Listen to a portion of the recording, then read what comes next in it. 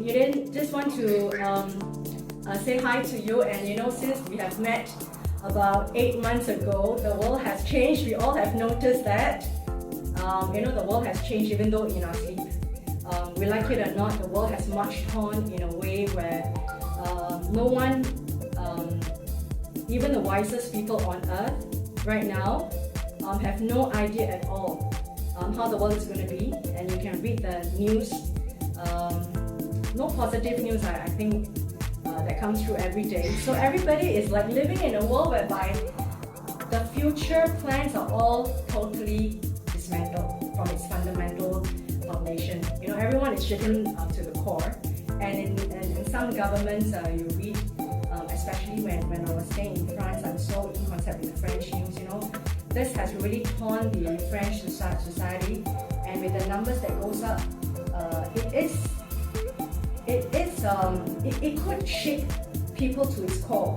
We're looking at the numbers that I've been keeping track of this situation since January. The first case that came out in Singapore on the 24th of January 2020. So since January 22nd, which is a Chinese New Year Eve, I have been keeping track of all these news because it's so close to Singapore.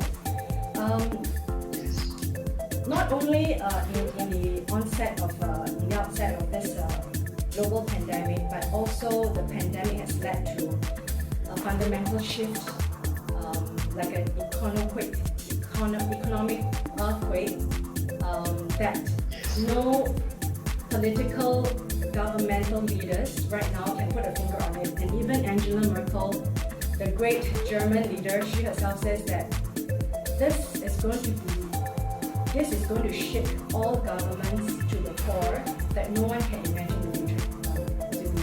And yesterday's news, the EU president says it's going to be World War II reconstruction, to that level. And also, if you read some of the news that came out from Singapore government, we are being decimated. And I can see from the numbers, the economy is hollowed out.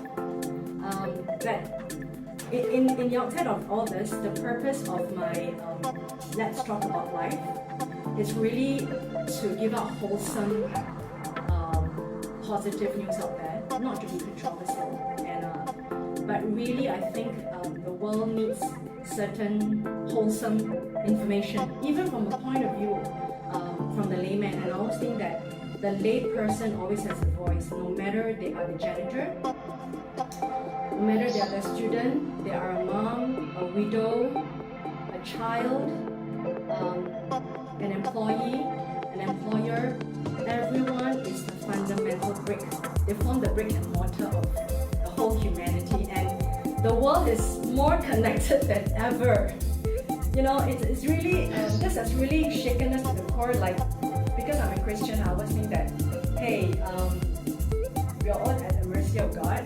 But that is always on a very head level knowledge. But now I think more so than ever before, I think this message is now being, you're being felt. We are all at the mercy of the universal creator. No one knows tomorrow. No one can plan tomorrow. And we don't know what's going to happen. We're all helpless. So in the midst of our familiar surroundings like table and chairs and offices and homes, these are all familiar things. I think we are entering into this untested waters. So, having this great conversation with you and knowing the background and the purpose of Talk About Life, this channel, is really to give out wholesome news amongst the cacophony of noise out there in the internet. I think you and I as a humanitarian, you and I as a Singaporean, and probably as fellow Christians, brothers and sisters, I think we hold ourselves the responsibility of giving something hopeful, something non-controversial, but something wholesome out in this cacophony of the internet world. Which I always take a pinch of salt. I try not to indulge too much into the YouTube. So I feel that sometimes I have a role to play in choosing my topics to be close to our hearts as mortals and our hearts as a human being on this earth. So thank you once again, and on this background and on this outset, I'd like to welcome you again, our dear friend Liew, my ex-principal from ITE, and again a very beloved person and who has done so much contribution to the education scene, and before that done a lot of contribution to Singapore. And our last conversation in November, December was about the future of the future generation, what holds out for them. So I thought this is a time for us to update in the midst of a lot of uncertainties. Even with the very little information we can grasp, nuggets of information here and there. I'd like to first talk about these news that is coming out. Singapore is being decimated. The economy is hollowed out. And the US stock market, everybody is going for the dive. They're trying to profit as much as possible before it really dive down. Even the housing market is going up. Like in America, I'm so shocked, The Nasdaq has gone up, and then the housing market has gone up. And while in Asia, of course, everything is down. You can see the loss of profiteering and the dichotomy of the stock market and the real economy, which is quite worrying, because it means that it could crash anytime. It's just like the pillars of the chair. It's just like standing on 2.5 legs of the chair right now. So thank you, Eden, for today. So I'm going to give my time to you regarding the questions like, how do you assess right now the situation in Singapore? Just looking at the news as an everyday lay person, how do you assess the economic situation in Singapore? I guess, although we want to be positive, but it looks like things are not going as well. I mean, if you just look at manufacturing or the service sector, like tourism, airline, and so on and so forth, everything has stopped because of the COVID sort of crisis. One may think that it may be temporary, but there are a lot of people who think that this may last for another year, 2 or 3, and it seems so because it's not just a matter of getting over the so-called viral infection, but it's also that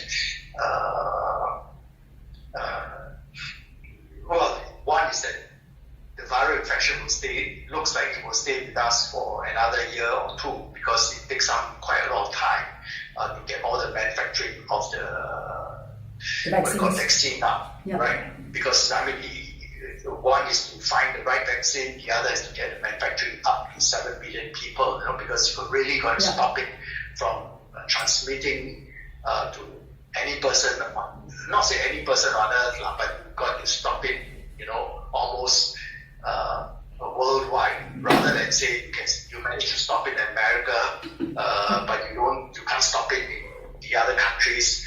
The disease will still come back to you to haunt you, because as long as there's some travel and as long as there's some kind of a connection between countries, right.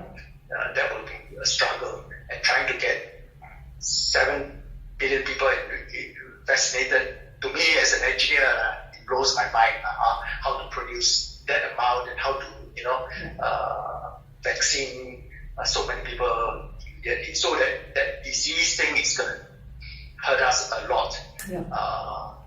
Then with all the companies all shut for this period,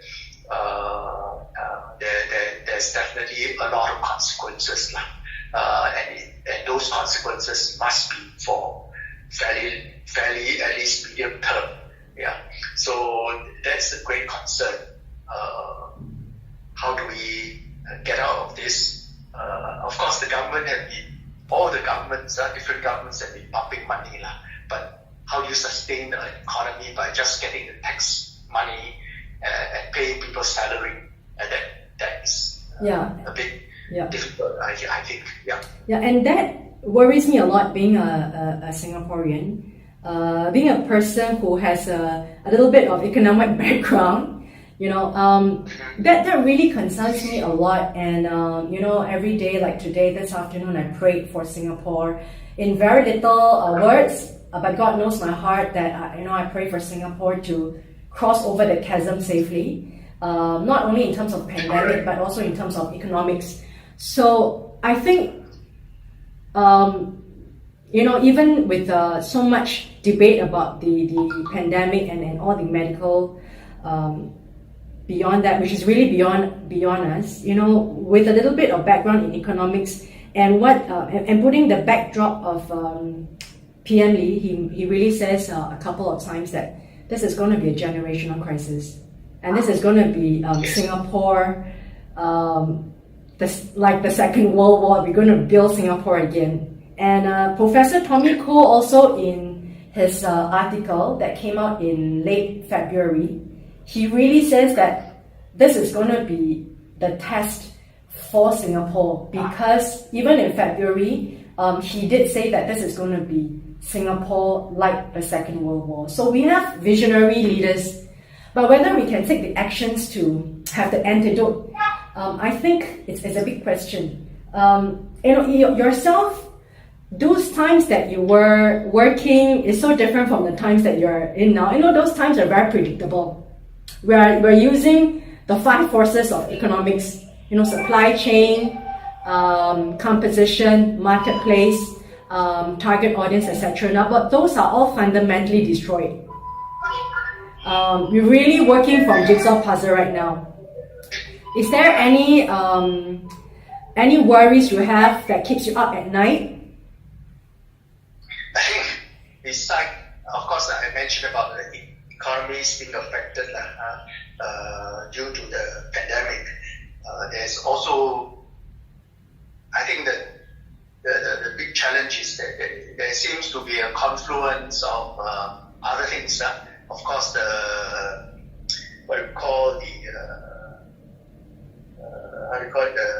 Internet of Things, the intelligence, artificial AI coming in, people being displaced very significantly by machines. We have also the issue of political, instability.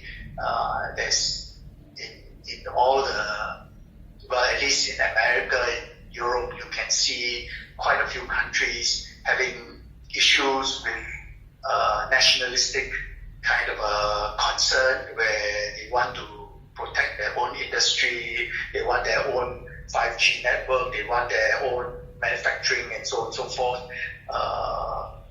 It's not helping with all this traditionally what we know, international trade and free flow of goods and services around the world. And that also will affect the economy, our economy, especially in Singapore, where we are very dependent on everybody moving things very conveniently and quickly, and so on and so forth.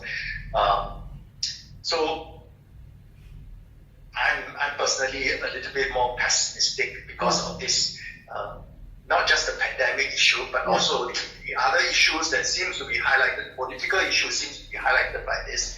The technological issue, well, in a way, from a technical point of view, it seems that, for example, this kind of conference would never happen about 6 months ago, but today it's almost like a given, and it will change the face of, change the infrastructure that we have set up. We have set up an infrastructure that allows people to travel business class, travel overseas to do this and do that, and just to get a meeting going. Suddenly, those things evaporated. Not only because of the pandemic, but because people suddenly realize that actually we can have a meeting, even if we don't, take a taxi down to to some meeting room and have a meeting. But then what happened to the taxi man saying come? I think you brought up very valid point. In the international sector as well, what happened to the business class travel, the first class travel, which really support some of these airlines, quite significantly. Yeah. So there are issues that seems to be a little bit fuzzy now. Yeah. Will it spring back to the old ways? Will we go back to the old ways of doing things? I'm not very sure. Yeah. And so it is very important for us to think how we can react to this new kind of environment, because the pandemic actually reveals itself. Reveals a more system that allows things to happen. Yeah, and I think you have brought up 2 points that I did not even think about. Number one is that issue of the pandemic actually reveals and manifested and hastened. The technology really hastened the breaking down of a lot of structures that we actually took it for granted. Like what you say, transportation, the airline industry, and the public transport, the transportation within the country and transportation across countries. Yeah, and now that you brought up a very, very good, useful perspective. What's going to happen internally in Singapore to taxi drivers? When we have the technology like this, we don't even need to meet up. And meeting up means it's a risk.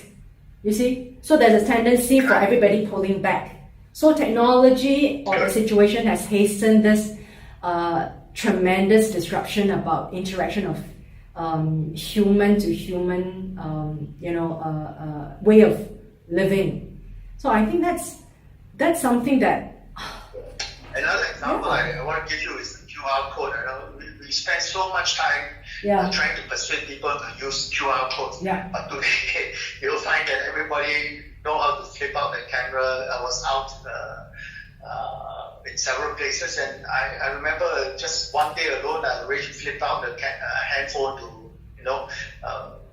about 5-10 times to QR code. But can you imagine that again 6 months ago, before the pandemic, and that QR code is not, we are not just talking about safe entry and things like that. The QR code can also be for payments, which the Chinese have been doing in China for the last 10 years. For a long period of time. That could wipe out an industry where people count money and carry cash to some central vault and things like that. So there are changes. I mean, in some way, it has hastened some part of the technological changes in our expectation. Even my church, I mean, now they are talking about, at least we must use our IT system to help us track our congregants, our members and things like that. And again, there's no such talk even earlier, because everybody is quite happy with filling up a piece of paper and putting a piece of paper to say I'm going to tithe, I'm going to do this, I'm going to do that. But now, everything can be done online, and it can be done, and it is possible even before the pandemic. But it's just that there's no motivation. But now with this motivation, it hastened the technological change, and therefore I think it will affect some people or quite a lot of people who are actually being tied up to do this kind of physical work, which is really unnecessary if you make better use of technology. And it's really those people in the financial banking industries. That's why the banking industry is also having a cutthroat retrenchment. And there's daily news, even HSBC was saying that it's going to retrench since last year because of restructuring HSBC. Just a typical example, they're going to retrench like 20,000 workers. And it's going to accelerate now.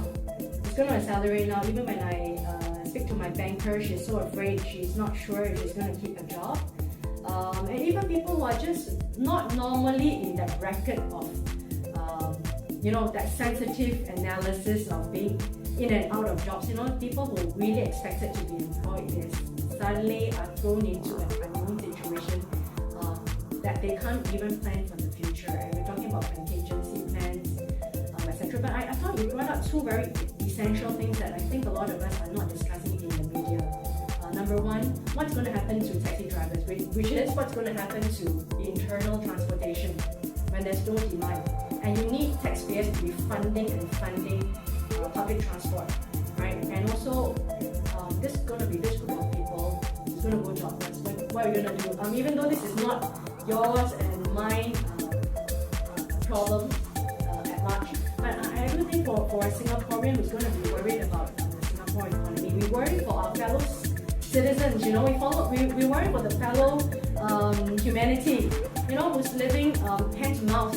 People who are actually at the the middle to low range people who do not have a good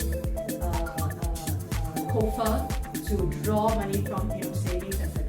That's really worrying. And also, like what you say, the banking sector, air transportation sector. I mean, are they even going to pick up? Because we never know that even if the pandemic is over, the world is going to be so changed. We don't even need all this. So I do see that from your point of view, and thanks for bringing that up. And there is this news about this girl. She's 29 years old and she is being retrenched twice in a month. And she's only 29 years old. I was reading yesterday. So she's a group of young people who never think that they will be out of job and not being able to look for a job in the foreseeable future. So I'm worried for these people too. Yeah. What you're thinking? Is there anything? It is a lot of gloom out there. If one day there is you have got a wish list, you can like bring it out there to share. Is there something positive you think that we can take from this pandemic in Singapore or in worldwide? Well, I was when was that? I was recently visiting somebody in a hospital, and I happened to see some of these SIA. I think they are SIA because some of these looks quite pretty, and of course there's some men that are quite they've been sent. good looking also, and this well, knowledge, English and things like that. Yeah.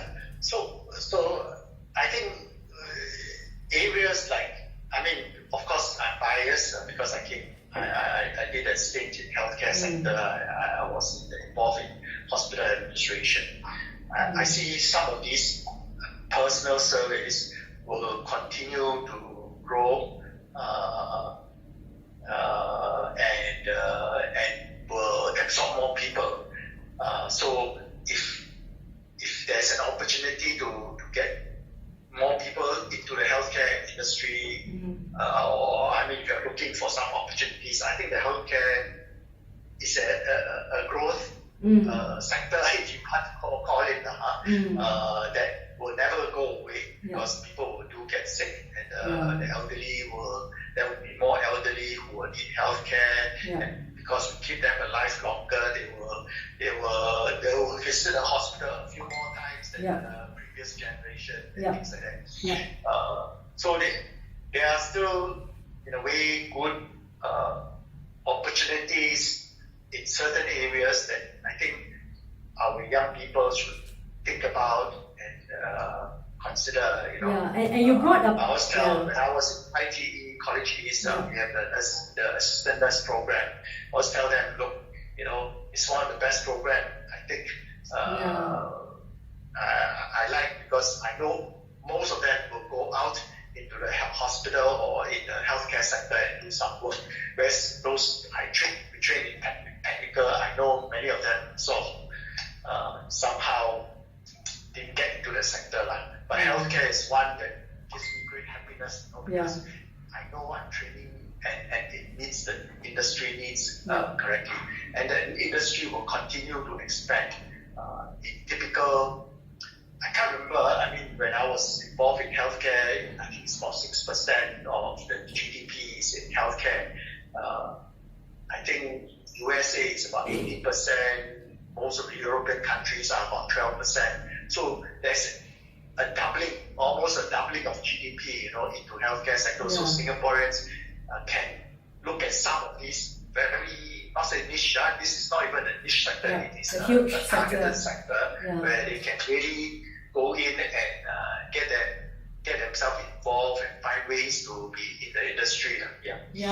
That's one area that I thought is something that some industry will continue to grow. I mean, of course, the IT industry will continue to grow and grow, but that requires a lot more. I'm not saying a lot more skill, but that requires a bit of training and ensuring that that you must know the coding skill and so on and so forth. But that's another different issue. But there will be segments where growth is quite available.